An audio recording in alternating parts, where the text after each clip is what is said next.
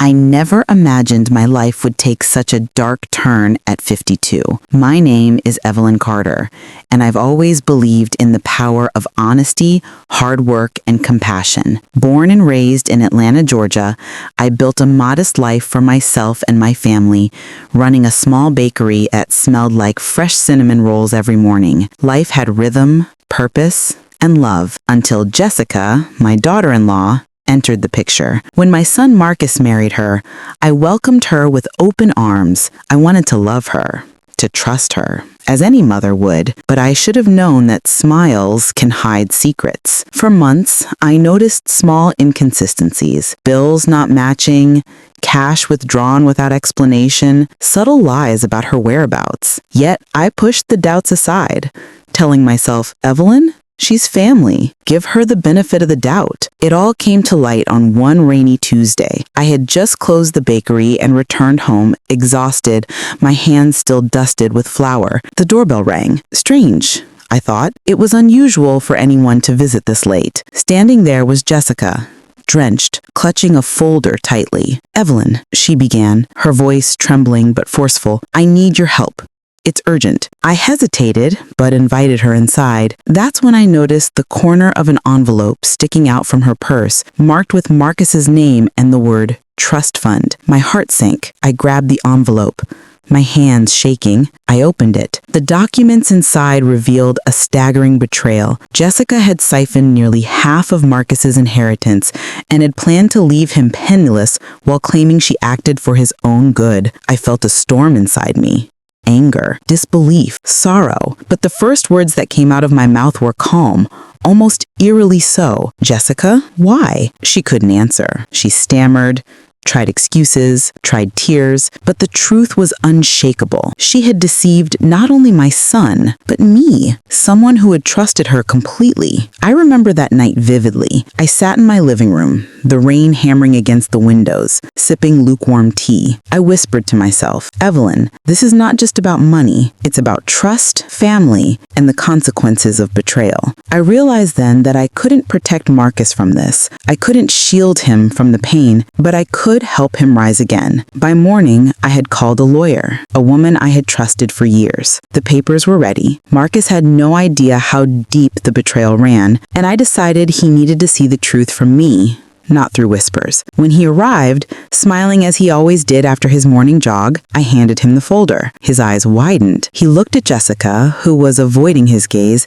then back at me. Mom, this can't be real, he whispered, but I saw in his expression the dawning realization, the heartbreak. I wish it weren't, I said softly. But truth, Marcus, cannot be hidden forever. He sank into the sofa, head in his hands. I sat beside him, holding his hand, feeling the familiar warmth of connection. That day marked a long journey, not just for Marcus and me, but for our entire family. Betrayal had cut deep, but I refused to let it define us. I promised Marcus two things. First, we would reclaim what was rightfully ours. Second, we would not let hatred consume us. Justice could be served, but forgiveness would be our strength, not our weakness. As the sun set behind the Atlanta skyline, I stood by the window, watching the rain-drenched streets. I whispered a quiet prayer, Lord, give me strength to guide my son through this storm. Give me wisdom to act with justice and heart. In that moment,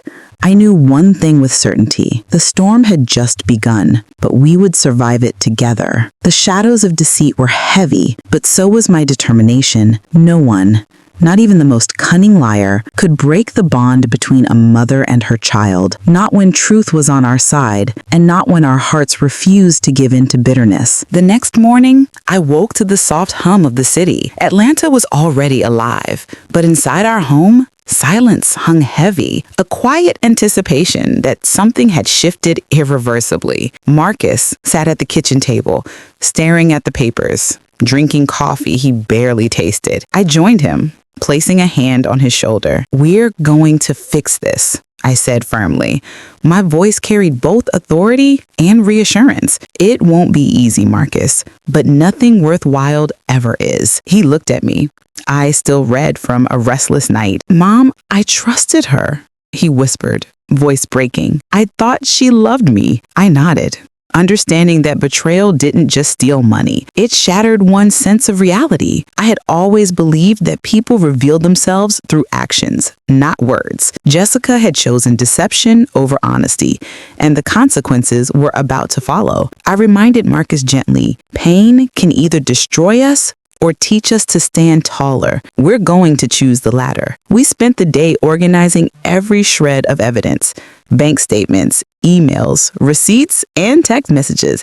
They all painted a clear picture of calculated deceit. Each paper I held reminded me that justice wasn't just about punishment. It was about reclaiming dignity. Marcus, initially despondent, gradually shifted from despair to resolve. By late afternoon, we had an appointment with our lawyer, Mrs. Delaney, a woman with an impeccable reputation for handling family disputes and financial betrayals. She looked at the files, nodding, her eyes sharp but compassionate. Evelyn, Marcus, this is straightforward. The law is on your side, and we have everything we need to proceed. But I warn you, this will be emotionally taxing. Are you prepared? Marcus inhaled deeply. Yes, ma'am.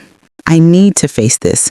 I can't let her get away with it. I squeezed his hand. Neither can I. The words felt heavier than I anticipated, but they carried a quiet determination that anchored both of us. That evening, I walked through our neighborhood, the familiar scent of blooming magnolias and wet asphalt surrounding me. I reflected on how trust is such a fragile thread in human relationships. One wrong choice, one lie, and entire lives can be reshaped. I thought about my own mistakes, my own moments of misplaced faith, and silently prayed for guidance. The next day, Marcus and I met with Jessica for the first formal confrontation. She arrived impeccably dressed in a black pantsuit, hair perfectly styled, attempting calm composure. But I could see through it.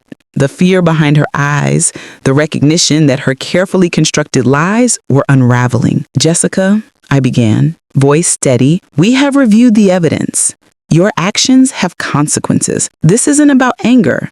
It's about accountability. She stammered, trying to explain, claiming she acted in his best interest. You made decisions that stole not just finances, but trust. That is not negotiable. Marcus spoke, his voice firmer than I expected. I trusted you. My mother trusted you, and you chose deception. I don't care about excuses. I want what is mine back. He looked at me briefly, and I saw pride mixed with hurt. Jessica's composure cracked.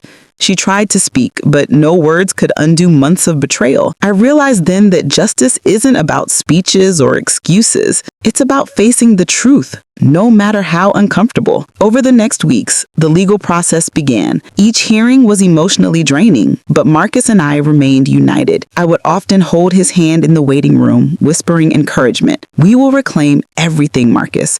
But remember, the most important thing is to reclaim your peace. At night, I would sit by the window of our small kitchen, cup of chamomile tea warming my hands, and think about forgiveness. I wasn't ready to forgive Jessica yet, not fully, but I understood that forgiveness isn't instantaneous. It grows slowly, nurtured by understanding, faith, and the courage to let go of bitterness. One evening, after a particularly grueling day in court, Marcus looked at me with tears in his eyes. Mom, thank you. I don't know if I could do this without you. I smiled softly, brushing a damp strand of hair from his forehead. Son, you could, but you don't have to face storms alone. That night, I felt a subtle shift in our home. The weight of betrayal still lingered, but it was balanced by hope, determination, and the unspoken bond between mother and son. For the first time, I sensed that the long path to justice might not just lead to restitution, but to healing, to redemption, and maybe even eventually to forgiveness. As I closed the blinds, the city lights twinkling beyond the window, I whispered a quiet prayer. Lord, guide our steps. Let truth shine brighter than deceit. Give us the strength to face what must be faced and the wisdom to know when to let go. In that moment, I realized that even in the darkest moments, light finds its way through the cracks, illuminating paths we never imagined possible. Days turned into weeks, and the legal process continued with painstaking slowness. Each hearing, each document filed, was a reminder that betrayal leaves footprints long after the act itself. Marcus and I learned patience, Not the kind that waits passively, but the kind that endures actively, holding the line between justice and vengeance. One gray morning, we arrived at the courthouse in Birmingham, Alabama. Rain streaked the windows of the old building, and the air smelled of wet asphalt and aged stone. The interior smelled faintly of varnish and polished wood, a stark reminder that even in these halls of justice, human emotions are always present, an invisible witness to the stories unfolding within. Jessica appeared again, accompanied by her new lawyer, a sharp young man with perfectly combed hair and a clinical demeanor. She avoided my gaze, which I did not mind. I had no intention of offering her comfort. Marcus, however, looked ready, his jaw set, eyes burning with resolve. The judge, a stern woman in her 60s, African-American, with sharp glasses and a no-nonsense air, entered. The room fell silent. "We are here for the preliminary review of the Carter versus Mitchell case," she announced, her voice echoing softly in the chamber. "Counsel, you may proceed." Mrs. Delaney presented our evidence methodically, narrating the timeline of Jessica's actions with clarity and precision. Bank transfers, deleted messages, and manipulated contracts, all pieces of a puzzle designed to dismantle a family's stability. Jessica's lawyer objected several times, attempting to muddy the waters, but the judge's patience had limits. "We will proceed based on verified documents," she said sharply. The courtroom's tension pressed upon everyone like heavy velvet, thick and suffocating, yet there was no escaping it. As Marcus listened, I noticed a subtle transformation in him. The boy who once trembled with betrayal was now a man standing tall in the presence of truth. He whispered to me during a recess, "Mom, I feel stronger somehow. Facing this, it's like I'm taking back my life." I smiled,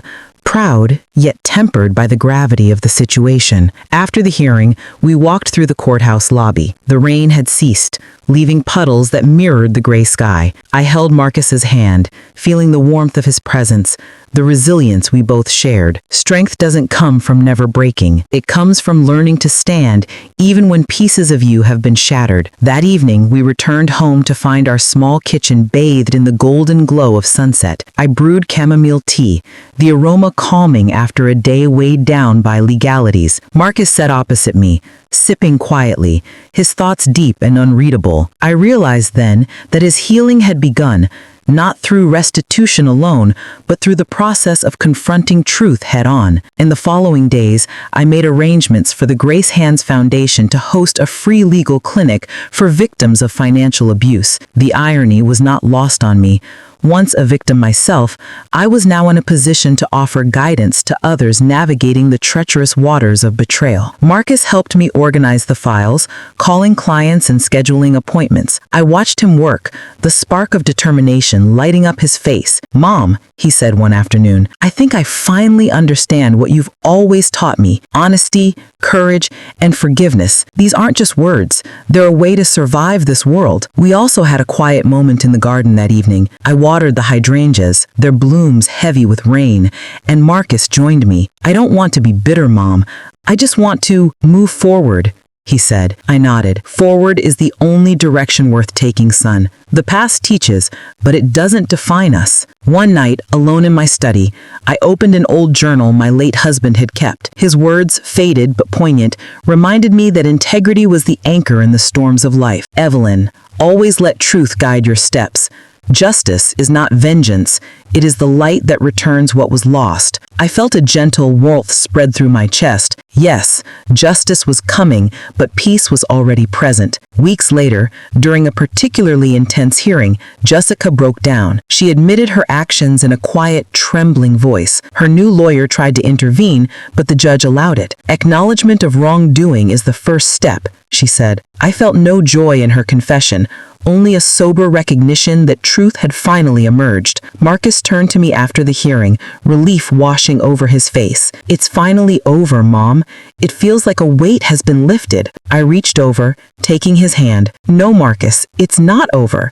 Healing never truly ends, but the storm has passed, and the path ahead is ours to walk. That night, as rain fell softly outside our Atlanta home, I lit a single candle on the kitchen table. Its flame flickered gently, mirroring the quiet resolve in my heart. I whispered a prayer, not for vengeance, not for anger, but for wisdom. May those who betray understand the value of trust. May those who suffer find courage to stand. And may we always rise, even when broken. The soft scent of magnolias lingered in the air, mixing with the faint aroma of the tea I had brewed. I felt Marcus's presence beside me, steady and unwavering. For the first time in months, the home felt alive, not because of the battles won, but because of the peace earned. Justice, I realized, isn't only about what the law can provide. It's about reclaiming dignity, honoring the truth, and learning to walk forward without fear. And as I looked at Marcus, I knew that our story was no longer one of loss, but a story of resilience, hope, and the quiet strength of a mother's love guiding her child through the darkest storms. The morning after Jessica's confession, the city felt different. Atlanta's streets, wet from a lingering drizzle, shimmered under the soft light of dawn. I walked to the corner cafe, my coat wrapped tightly around me, savoring the solitude before the day's responsibilities began. Marcus trailed beside me,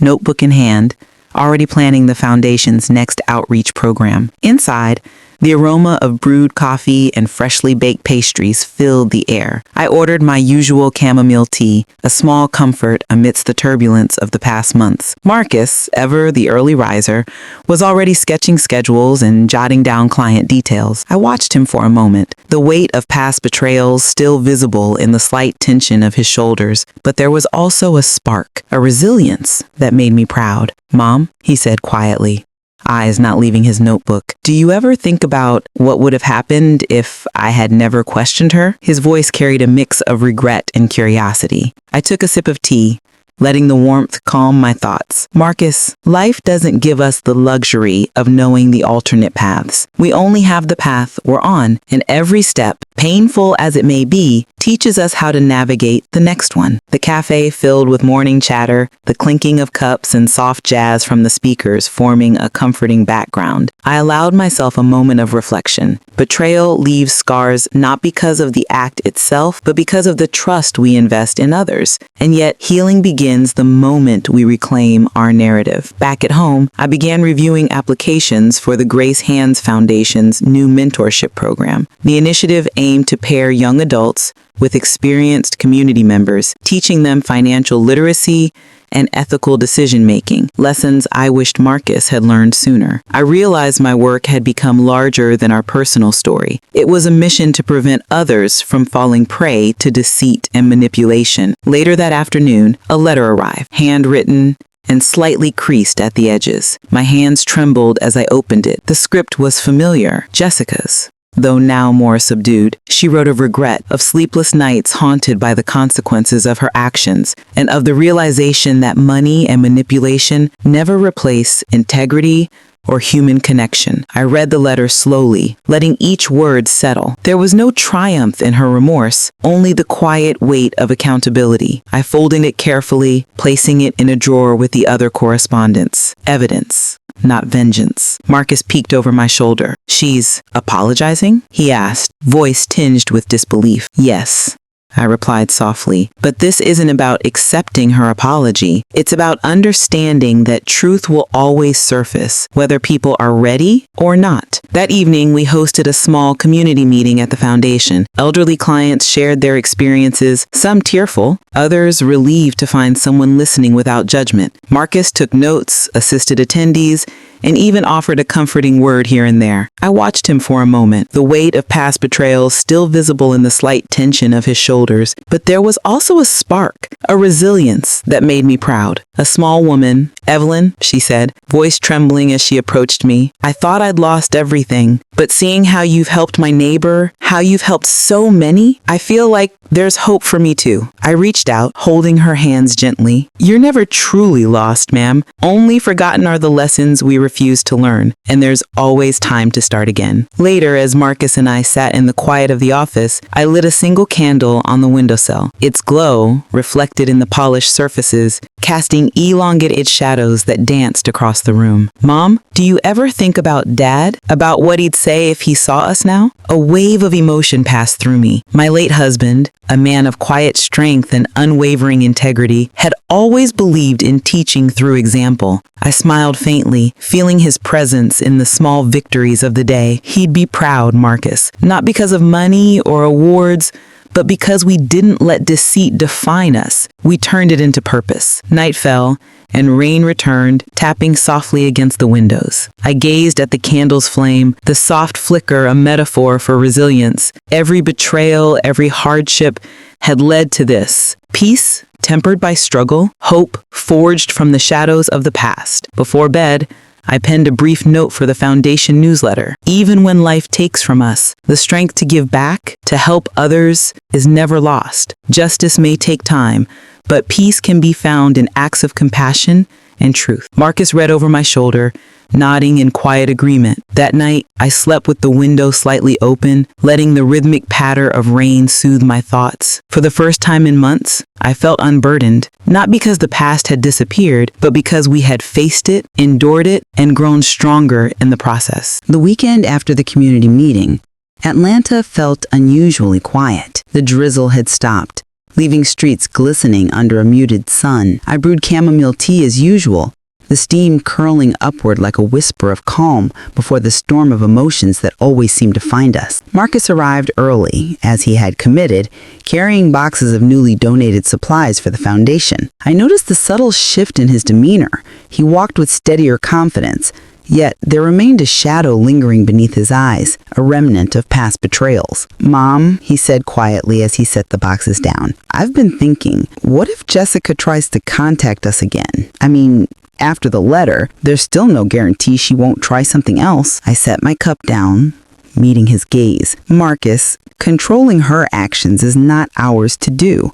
We only control how we respond, how we rebuild our lives. And right now, our focus is on the people who need us." We spent the morning organizing supplies and sorting files, the foundation office humming with the quiet buzz of preparation. Volunteers filtered in, some familiar faces, others newcomers drawn by word of mouth. Among them was a young woman, shy, in her early 20s, with a tremor in her hands as she carried a stack of forms. Evelyn's heart softened immediately. She reminded me of Marcus at her age, cautious, uncertain, yet eager to find her place in the world. By noon, the office was alive with activity. Phones rang, clients shared updates, and volunteers sorted through care packages for elderly residents in nearby neighborhoods. Marcus had taken the lead on creating an online fundraising campaign, showing a surprising knack for strategy and leadership. Watching him, I marveled at how betrayal had reshaped him, not breaking him, but teaching him resilience and compassion.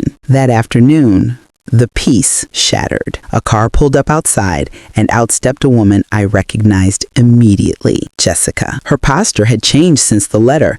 She walked with an air of desperation rather than arrogance. She lingered at the doorway, eyes scanning the office. Marcus froze, his hand tightening around a stack of forms. "Mom," he said, whispering, tension lacing his voice. I gestured for him to step aside and walk toward her. "Jessica," I said firmly, my tone even, but unwavering. "What brings you here?" She swallowed, eyes brimming with unshed tears. I didn't know where else to go. I've lost everything," she stammered. Her voice cracked under the weight of guilt and vulnerability. I took a deep breath, feeling the familiar pull of past anger, yet also a strange sense of clarity.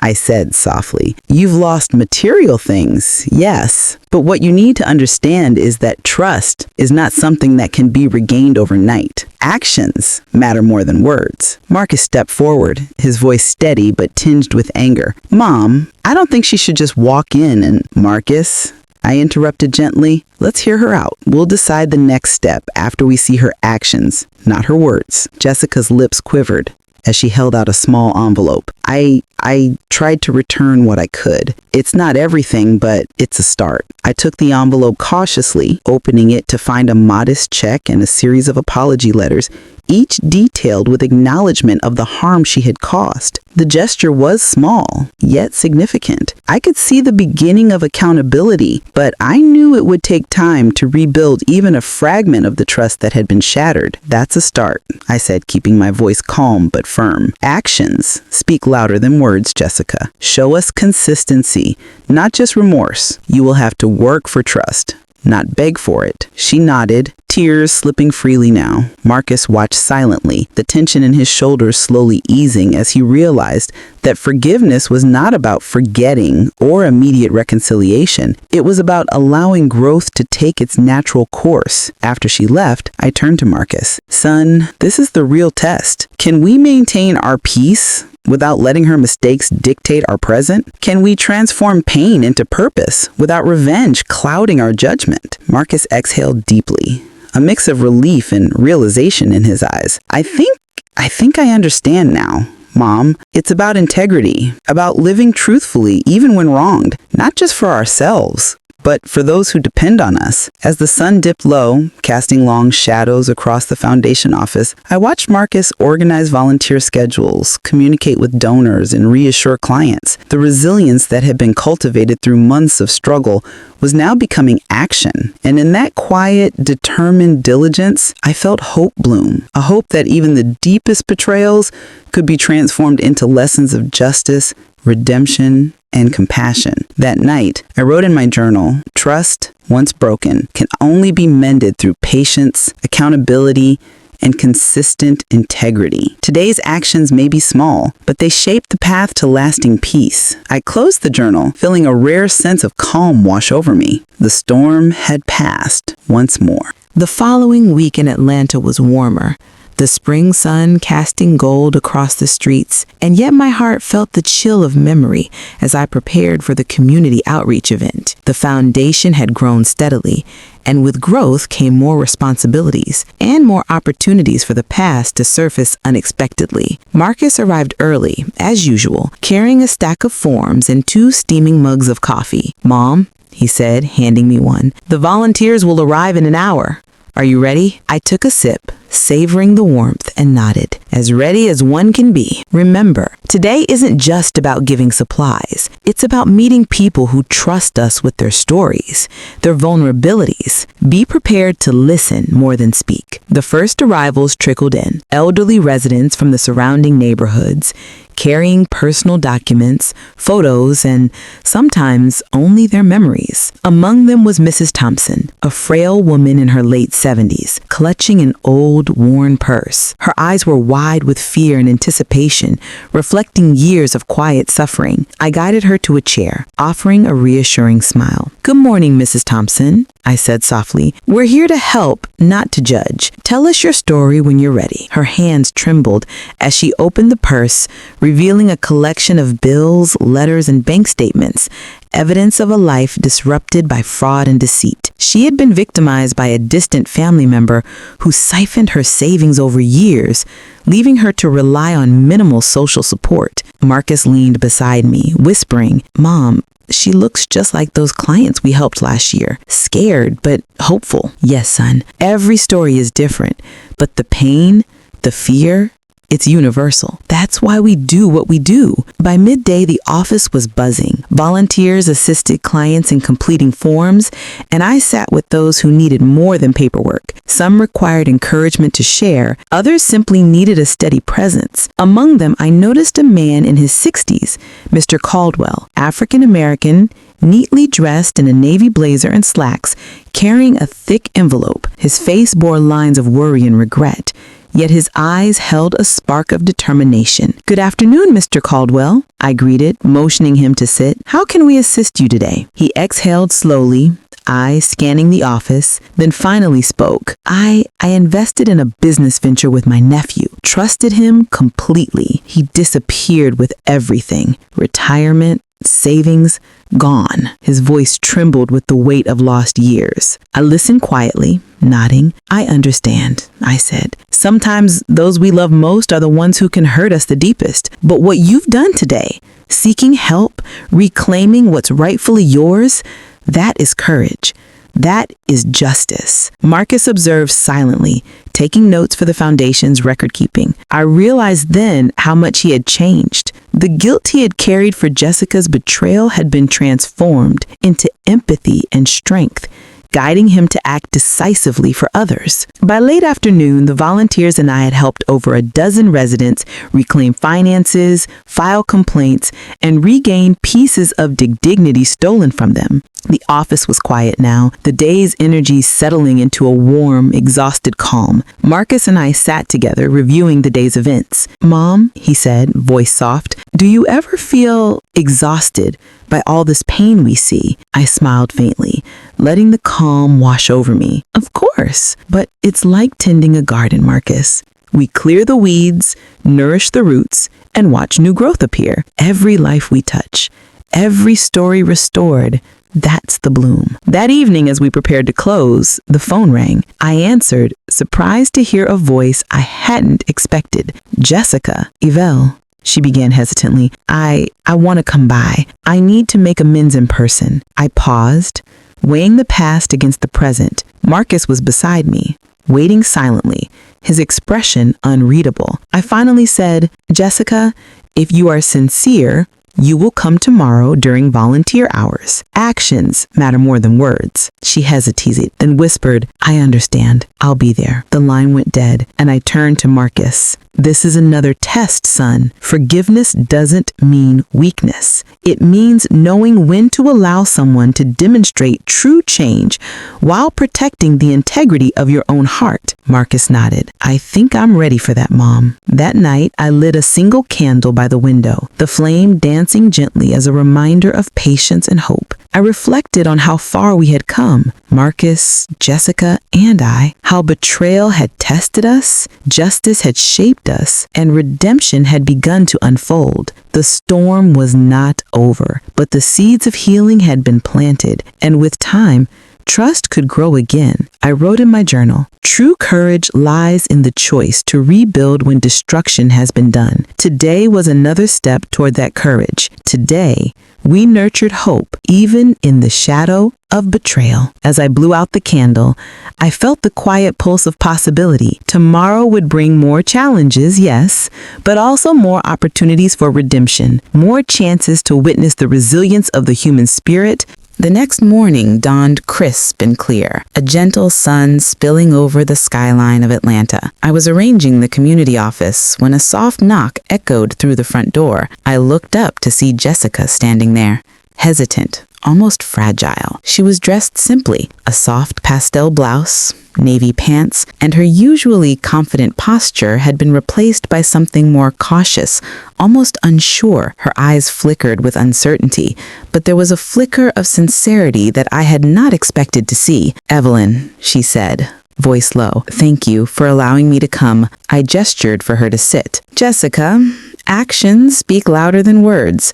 Today is your chance to show me that you've truly changed." She took a deep breath and opened her bag. Inside were neatly organized documents, checks to reimburse the stolen funds, and letters apologizing to every person she had deceived. Even as she handed them over, tears welled in her eyes. "I never realized the extent of my betrayal until I saw the pain it caused Marcus and you," she whispered. I steadied her carefully. This was the same woman who had once brought chaos into our lives, yet now she appeared small, humbled, and strangely human. I could see the remnants of arrogance were gone, replaced by remorse. Marcus entered the office then, carrying more volunteer supplies. His expression froze when he saw Jessica, but he remained quiet, waiting to gauge her intentions. "Mom," he said softly, "should we let her explain everything?" I nodded. "Yes, Marcus. Let her take responsibility. It's the first step toward redemption." Jessica began to recount her story, voice wavering at times. She spoke of desperation, poor choices, and moments of weakness that led her to betray the people she trusted most. As she spoke, the atmosphere in the office seemed to soften. Each word carried a weight, not of excuses, but of genuine acknowledgement of wrongs committed. I listened, occasionally interjecting gently, "Yes, but Jessica, words are only as powerful as the actions they inspire. Today is about showing change, not just admitting guilt." By mid-afternoon, she had met several clients, personally apologizing and returning what she could. I observed Marcus closely. He had started the day uncertain, but as he saw the sincerity in Jessica's gestures, his posture relaxed. He even offered assistance to clients, guiding Jessica with patience rather than judgment. When the last client had left, the office quieted again. Jessica sat across from me, eyes brimming with tears, hands folded in front of her. "I don't expect forgiveness immediately. I only hope to earn it over time." I reached across the table and placed a hand over hers. "That's a start, Jessica. Redemption is a journey, not a single moment. You will need to continue proving your sincerity, not just to me, but to the people you hurt." She nodded, a mixture of relief and lingering guilt. Marcus placed a hand on my shoulder. "Mom, I think this is what we've been waiting for. The chance to mend, not just for us, but for everyone." As evening approached, the sun casting long shadows across the office, I reflected on the journey that had led us here, from betrayal, heartbreak, and distrust, to the fragile beginnings of reconciliation. The storm had not entirely passed,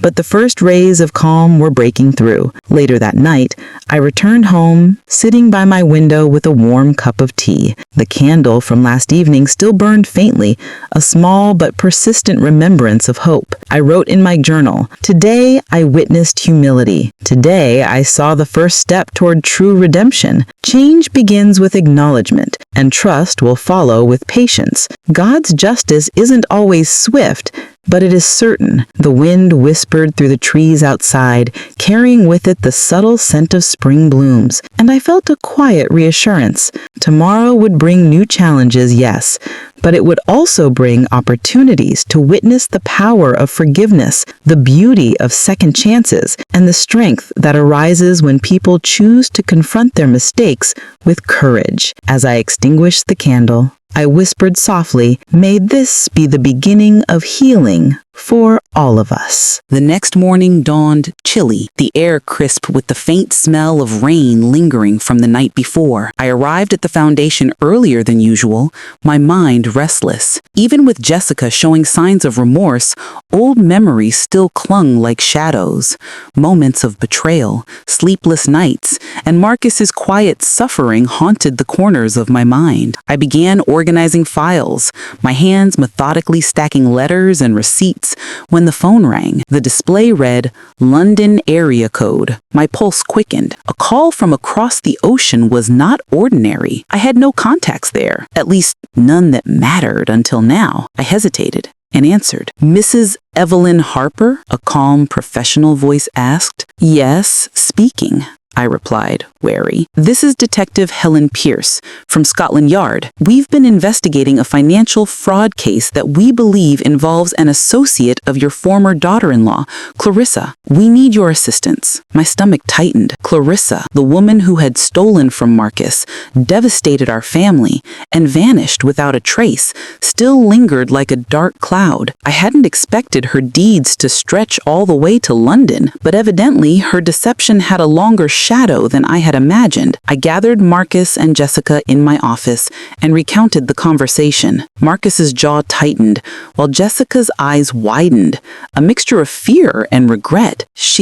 I thought I had cleaned up my mistakes here," she muttered. "No," I said softly, though firmly, "this is a reminder that actions ripple far beyond what we can see. But we're prepared now. We've grown stronger because of what happened. We won't let her manipulate anyone else." Over the next several days, we coordinated with Detective Pierce. Jessica willingly provided records of every transaction she had conducted, names of contacts, and every detail of Clarissa's escape. Marcus, for his part, sat beside me at all calls, learning that forgiveness didn't mean blind trust.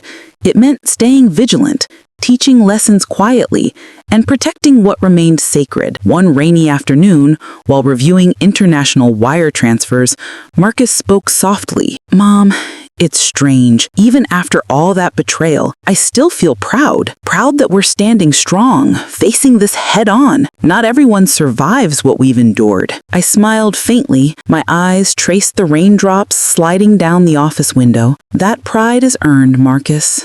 Resilience isn't about avoiding pain, it's about how we rise after it. By the end of the week, evidence mounted. Clarissa had been operating under multiple aliases, moving from city to city across the Atlantic, leaving destruction in her wake. But our documentation, Jessica's cooperation, and Marcus's meticulous records created a trail even the most cunning couldn't erase. One late evening, I sat alone in the office. The room was silent, except for the hum of the heater and the occasional soft patter of rain against the window. I opened my journal and began to write. Betrayal leaves scars, but it also teaches clarity. When faced with deceit, the best response is not vengeance, but preparation. The truth eventually finds its way, even across oceans. Just as I closed the journal, a soft knock came at the door. Marjorie peeked in. "Evelyn, Marcus, there's someone at the front desk. She claims to know Clarissa's location." I felt a shiver of anticipation mixed with dread. Could it really be possible that the long-awaited justice was finally within reach? I motioned her to lead the way. At the entrance stood a woman, her eyes wary, hands clasped tightly around a folder. She was mid-40s, fair-skinned, wearing a dark coat and scarf. She introduced herself as Marjorie Bennett, a former employee of Clarissa's London office. She handed over a folder detailing Clarissa's recent transactions, last known addresses, and photographs confirming her presence in Europe. Marcus exhaled slowly, relief and resolve mingling on his face. "Mom, it's finally coming together. We might actually bring her to account." I placed a hand on his shoulder. "Remember, Marcus, this isn't about vengeance. It's about ensuring the truth is restored and preventing more harm. Justice, tempered with wisdom, is far more powerful than rage." That night, I sat by the window again, candle flickering gently beside me, the scent of lavender mixing with the rain. I whispered quietly, more to myself than anyone else. God's timing is perfect. The shadows of the past cannot hide forever. Light always finds its way, even in the darkest corners. Though the storm of betrayal had once seemed endless, now I sensed the tide turning. Each call, each lead, and each document was another step towards closure, not just for Marcus and me, but for the many others who had unknowingly suffered from Clarissa's deceit. And for the first time in years, I allowed myself a flicker of hope, a hope that justice would not just arrive, but arrive in a way that healed rather than destroyed. The morning after Jessica's confession, the city felt different. Atlanta's streets, wet from a lingering drizzle, shimmered under the soft light of dawn. I walked to the corner cafe, my coat wrapped tightly around me, savoring the solitude before the day's responsibilities began. Marcus trailed beside me, notebook in hand, already planning the foundation's next outreach program. Inside, the aroma of brewed coffee and freshly baked pastries filled the air. I ordered my usual chamomile tea, a small comfort amidst the turbulence of the past months. Marcus, ever the early riser, was already sketching schedules and jotting down client details. I watched him for a moment, the weight of past betrayals still visible in the slight tension of his shoulders, but there was also a spark, a resilience that made me proud. "Mom," he said quietly, eyes not leaving his notebook, "do you ever think about what would have happened if I had never questioned her?" His voice carried a mix of regret and curiosity. I took a sip of tea, letting the warmth calm my thoughts. "Marcus, life doesn't give us the luxury of knowing the alternate paths. We only have the path we're on, and every step, painful as it may be, teaches us how to navigate the next one." The cafe filled with morning chatter, the clinking of cups and soft jazz from the speakers forming a comforting background. I allowed myself a moment of reflection. Betrayal leaves scars not because of the act itself, but because of the trust we invest in others. And yet, healing begins the moment we reclaim our narrative. Back at home, I began reviewing applications for the Grace Hands Foundation's new mentorship program. The initiative aimed to pair young adults, with experienced community members, teaching them financial literacy and ethical decision-making, lessons I wished Marcus had learned sooner. I realized my work had become larger than our personal story. It was a mission to prevent others from falling prey to deceit and manipulation. Later that afternoon, a letter arrived, handwritten and slightly creased at the edges. My hands trembled as I opened it. The script was familiar, Jessica's. Though now more subdued, she wrote of regret, of sleepless nights haunted by the consequences of her actions, and of the realization that money and manipulation never replace integrity or human connection. I read the letter slowly, letting each word settle. There was no triumph in her remorse, only the quiet weight of accountability. I folded it carefully, placing it in a drawer with the other correspondence. Evidence, not vengeance. Marcus peeked over my shoulder. "She's apologizing?" he asked, voice tinged with disbelief. "Yes," I replied softly, "but this isn't about accepting her apology. It's about understanding that truth will always surface, whether people are ready or not." That evening, we hosted a small community meeting at the foundation. Elderly clients shared their experiences, some tearful, others relieved to find someone listening without judgment. Marcus took notes, assisted attendees, and even offered a comforting word here and there. I watched him for a moment, the weight of past betrayals still visible in the slight tension of his shoulders, but there was also a spark, a resilience that made me proud. A small woman, "Evelyn," she said, voice trembling as she approached me. "I thought I'd lost everything, but seeing how you've helped my neighbor, how you've helped so many, I feel like there's hope for me too." I reached out, holding her hands gently. "You're never truly lost, ma'am. Only forgotten are the lessons we refuse to learn, and there's always time to start again." Later, as Marcus and I sat in the quiet of the office, I lit a single candle on the windowsill. Its glow, reflected in the polished surfaces, casting elongated shadows that danced across the room. "Mom, do you ever think about Dad? About what he'd say if he saw us now?" A wave of emotion passed through me. My late husband, a man of quiet strength and unwavering integrity, had always believed in teaching through example. I smiled faintly, feeling his presence in the small victories of the day. He'd be proud, Marcus, not because of money or awards,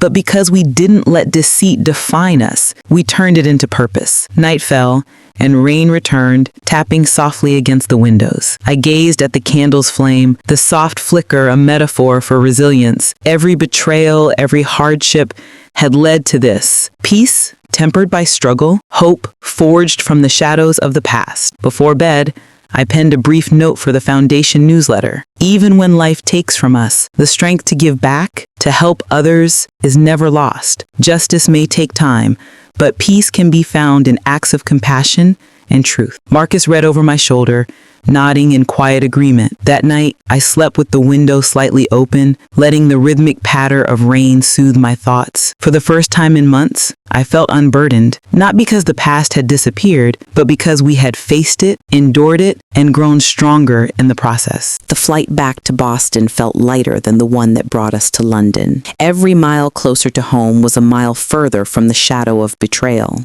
I watched Marcus stare out the window, his jaw tight, eyes reflecting a storm of relief and lingering guilt. I reached over, gently placing my hand over his. "You did well, Marcus," I whispered, not just confronting her, but holding on to your integrity through it all. He turned toward me, eyes glistening. "Mom, I couldn't have done it without you. You taught me to value truth over anger, patience over vengeance.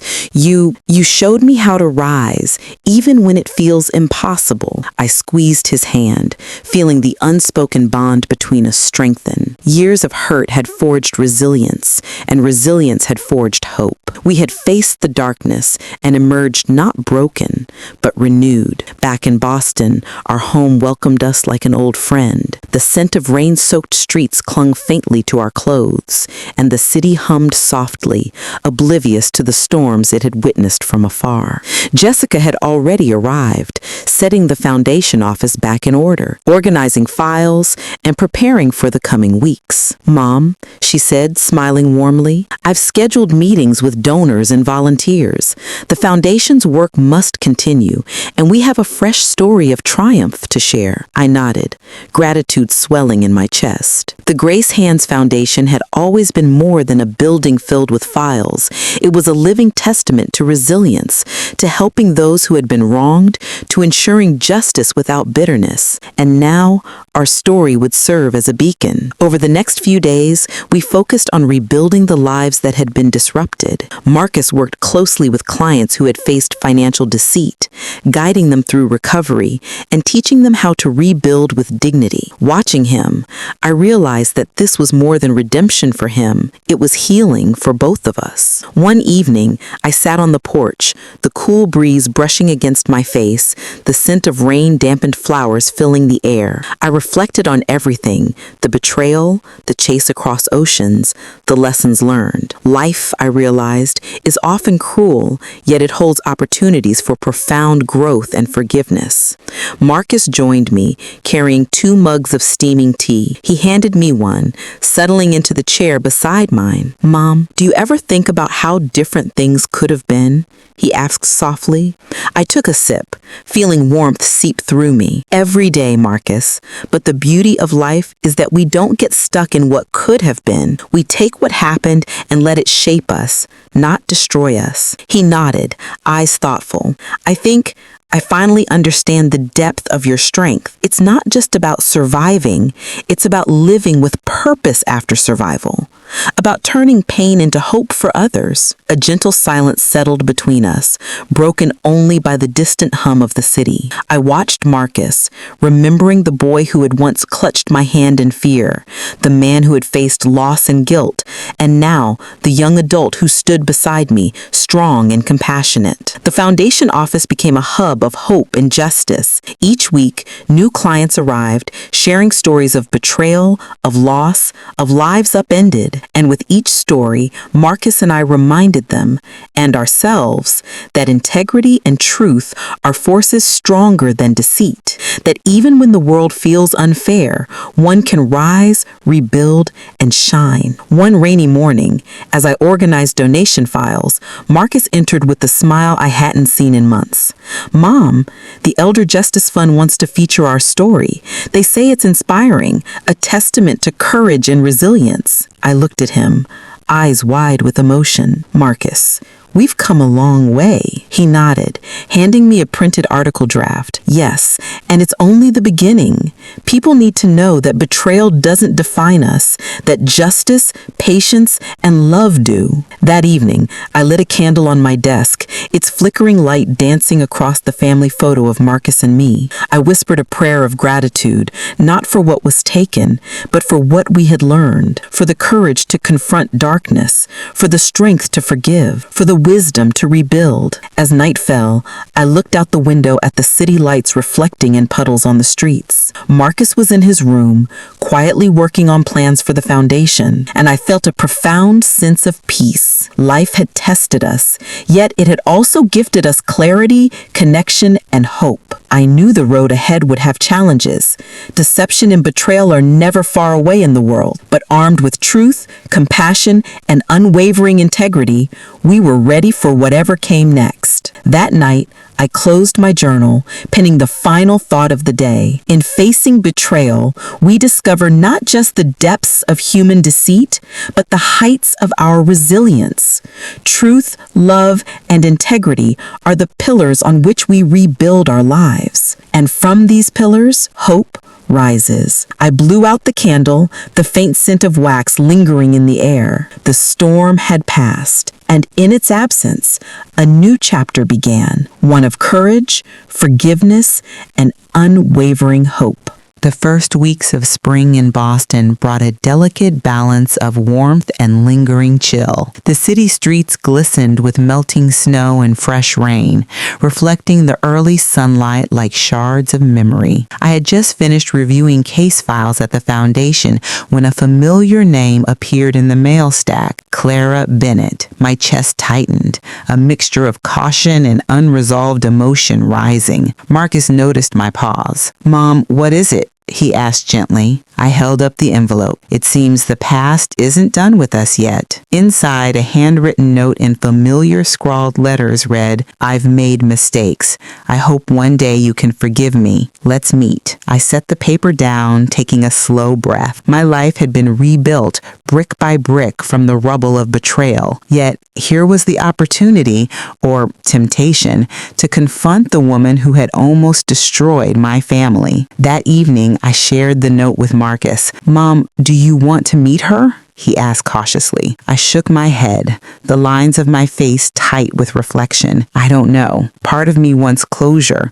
Another part fears reopening wounds that are finally healing. Marcus nodded, understanding more than I expected. Whatever you decide, I'll be by your side. After a restless night, I realized that forgiveness isn't a single moment. It's a process, a decision to release the power someone else has over your heart. Clara wanted reconciliation, but it would be on my terms. The next day, I arranged a neutral meeting space at a quiet cafe near the Charles River. Evelyn Hayes, 54, African American, wearing a soft gray sweater and black flax, entered with measured calm, the journal of her foundation's journey tucked under her arm. Clara Bennett, 36, Caucasian, stylish yet subdued in a navy coat and tan scarf, approached hesitantly. Evelyn, Clara began, voice trembling. I'm sorry. I took so much from you, from Marcus. I raised a hand gently. Clara, you've already caused enough pain. I didn't call you here to relive it. I called you here to witness that life can move forward, even after mistakes. Her eyes filled with tears, and I realized she hadn't expected grace, only judgment. I don't deserve your forgiveness, she whispered. Perhaps not, but forgiveness is not for you.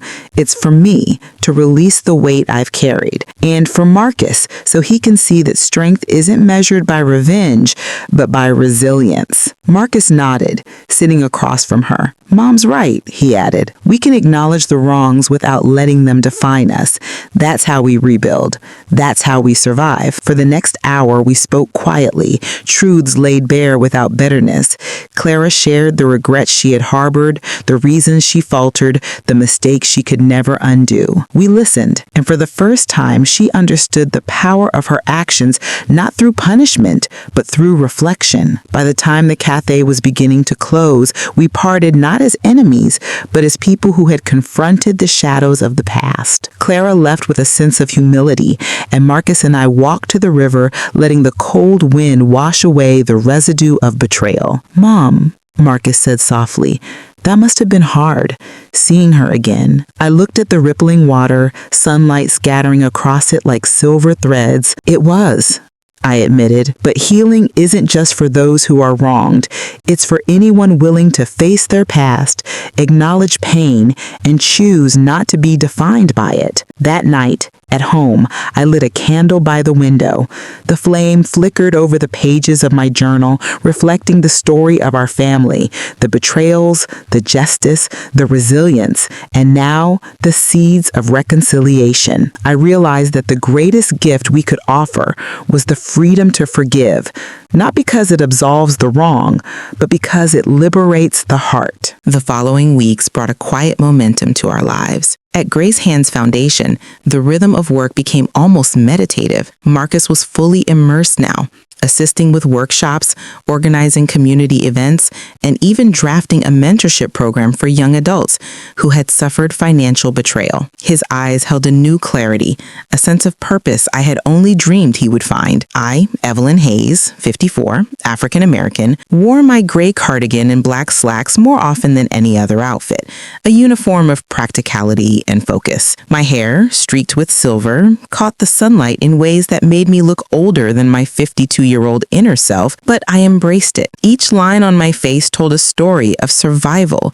resilience, and the courage to rise again. One morning, while reviewing donation records, I received an unexpected email. A small family business in New Orleans wanted to partner with the foundation to provide legal support for elders deceived by relatives. I smiled softly. Life seemed to conspire to turn the scars of the past into tools for healing others. Marcus leaned over my desk, his brown eyes bright with enthusiasm. "Mom, this could be huge. Imagine the lives we can touch." I nodded.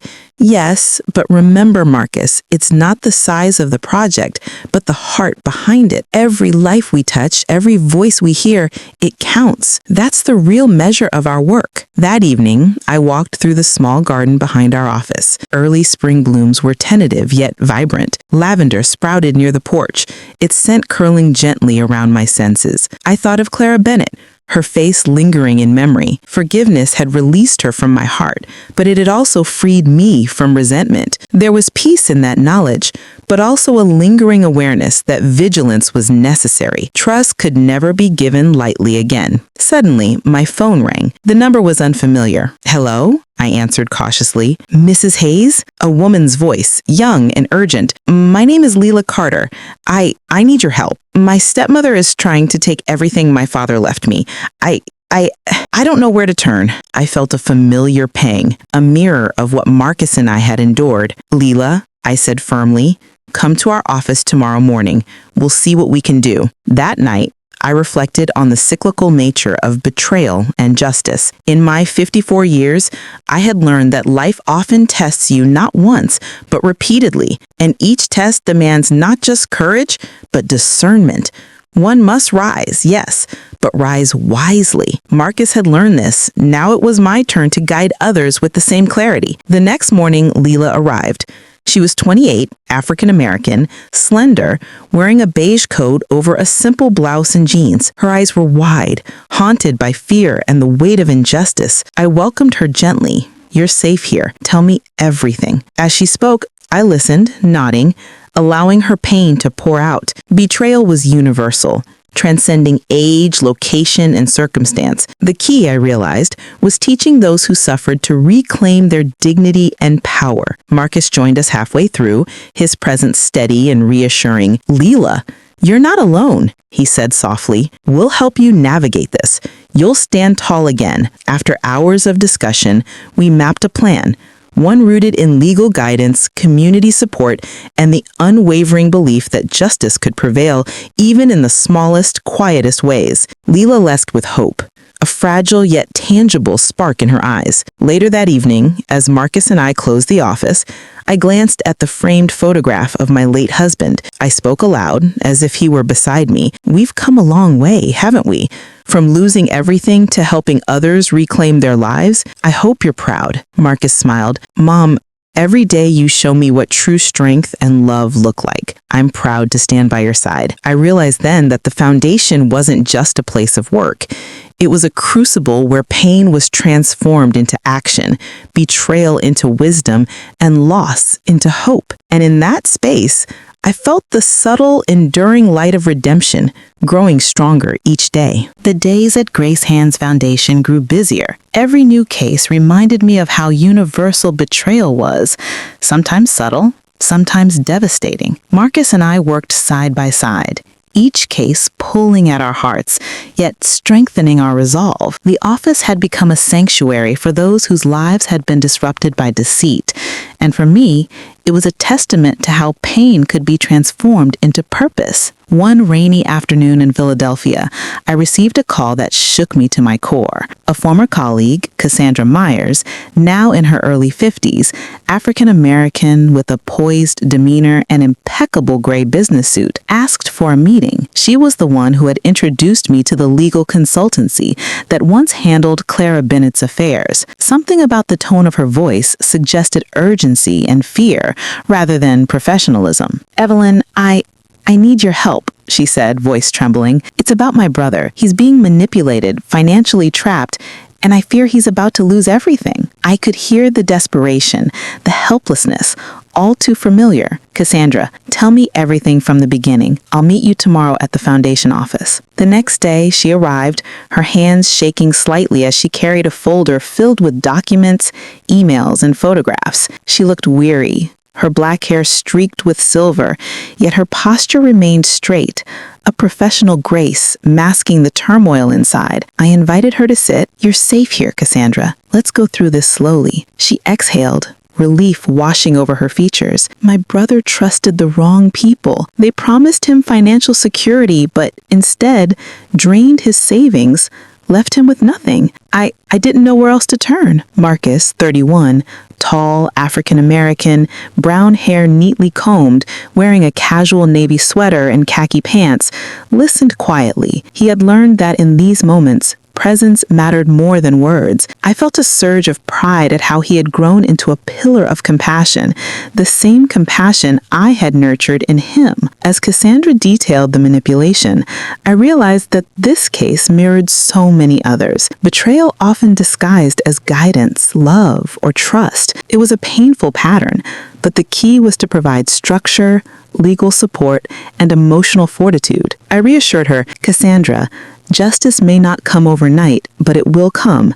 And when it does, your brother will stand tall again, stronger than ever." After she left, Marcus and I sat in the office, the soft hum of the city outside, mixing with the gentle patter of rain. "Marcus, Mom," he said quietly, "how do you always remain so calm, even when the stories get worse and worse?" I looked at him, feeling the weight of years and experiences settle over me. "Because, Marcus, I've learned that anger and despair solve nothing. Action guided by patience and wisdom is the only way to heal. Every betrayal we witness is an opportunity to teach, to restore, to reclaim dignity, not just for them, but for ourselves." That evening, I walked through the office garden, now glistening under the rain. The lavender had grown taller, despite the storm. I touched the blooms gently, inhaling their scent, each petal a reminder that growth often emerges from adversity, that even after betrayal, life could be beautiful again. Later that night, as I sipped chamomile tea, I wrote a note in my journal. Every shadow of the past is a teacher. Every wound a reminder that we must rise, not in bitterness, but in courage and clarity. Marcus, may you continue to carry this light forward, just as I have learned to. For the first time in weeks, I felt an unshakable serenity. The rain had passed, leaving the city washed and glistening under streetlights. I knew that while the shadows of betrayal might linger, our actions could create paths of light for others. And as long as I could guide Marcus and the foundation, no darkness would be permanent. The weeks that followed were a whirlwind of phone calls, legal documents, and carefully orchestrated plans. Cassandra's brother, Leonard Myers, 55, African-American, tall, broad-shouldered with close-cropped hair graying at the temples, had been lured into a financial trap by two seemingly trustworthy associates. His once confident posture now carried the weight of exhaustion and shame. But when he arrived at the foundation office, his eyes held a flicker of hope, and I knew that was enough to begin the healing process. "Mom," Marcus said softly, watching Leonard struggle with his briefcase, "you always seem to know what to say, even when someone has been hurt this badly. How do you find the right words?" I placed a hand on his shoulder, feeling the strength he had become. "Marcus, people just need to be reminded of their own courage. That courage hasn't left them. It's been buried under fear and betrayal. Our job is to help them see it again." Leonard sat across from me, hands clasped tightly. His brown skin glistened with nervous sweat, his tailored dark suit slightly rumpled from travel. I don't even know where to start," he admitted. "I've lost so much. I trusted people I shouldn't have, and I can't face the shame of my employees, my friends." I leaned forward, voice gentle but firm. "Leonard, shame only has power if you let it define you. What you're feeling is accountability, not defeat. And accountability is the first step toward redemption." Over the next few days, Marcus and I coordinated with Cassandra and a team of legal experts. Leonard had to confront the associates who had manipulated him, reclaim what was his, and rebuild both financially and emotionally. The process was painstaking. There were sleepless nights, tense confrontations, hesitations, and moments when it seemed like the weight of betrayal might crush him entirely. One late evening, after a particularly grueling negotiation, Leonard collapsed into a chair in the foundation office, face buried in his hands. I approached him slowly. Evelyn Hayes, 54, African-American, gray cardigan, calm but authoritative. "Leonard," I said softly, "look at me. This moment does not define the rest of your life. What you do next does." He raised his eyes, glistening with tears, and nodded. I want to do better, not just for myself, but for my family, for my sister, for everyone I've let down." Marcus, standing nearby with his notebook, smiled. "You've already started, Leonard. That's what matters. Every step forward counts." The next morning, Leonard walked into the foundation office carrying a small folder of organized files, ready to cooperate fully with restitution and reconciliation. There was a newfound light in his eyes, a humility and determination that had been absent for years. As the foundation helped him reclaim his dignity, I reflected on the parallel to my own journey with Clara Bennett and my son David. Life had a way of testing us, of forcing us to confront pain, but redemption was always possible if one had the courage to face truth, admit mistakes, and act with integrity. That evening, as the sun dipped below the Philadelphia skyline, I sat in the foundation garden, Marcus by my side. The lavender swayed gently in the breeze, the petals glistening with dew. "Mom," he said, "do you ever get tired of carrying everyone else's burdens?" I smiled faintly, tracing a finger along the edge of a lavender bloom. "Sometimes, yes, but then I remember that every life we help restore, every heart we guide back to hope, is a gift, and that gift is worth every sleepless night, every tear, every effort." As darkness settled over the city, I lit a small candle on the foundation's porch. The flame flickered gently, casting shadows that danced across the walls. I whispered a prayer, not for vengeance or punishment, but for healing, for strength, for continued faith in humanity. "God," I murmured softly, "may those who have strayed find their way, and may those who have been wounded reclaim their peace." That night, Leonard left the office with a renewed sense of purpose, Cassandra walking beside him, a supportive sister whose faith in justice had never wavered, and I realized something profound. Redemption was not a singular act. It was a journey, a path walked one courageous step at a time, often guided by the hands of those willing to believe in the light, even when darkness seemed overwhelming. The flight back to Boston felt lighter than the one that brought us to London. Every mile closer to home was a mile further from the shadow of betrayal. I watched Marcus stare out the window, his jaw tight, eyes reflecting a storm of relief and lingering guilt. I reached over, gently placing my hand over his. "You did well, Marcus," I whispered, not just confronting her, but holding on to your integrity through it all. He turned toward me, eyes glistening. "Mom, I couldn't have done it without you. You taught me to value truth over anger, patience over vengeance. You showed me how to rise, even when it feels impossible." I squeezed his hand, feeling the unspoken bond between us strengthen. Years of hurt had forged resilience, and resilience had forged hope. We had faced the darkness and emerged not broken, but renewed. Back in Boston, our home welcomed us like an old friend. The scent of rain-soaked streets clung faintly to our clothes, and the city hummed softly, oblivious to the storms it had witnessed from afar. Jessica had already arrived, setting the foundation office back in order, organizing files, and preparing for the coming weeks. "Mom," she said, smiling warmly, "I've scheduled meetings with donors and volunteers.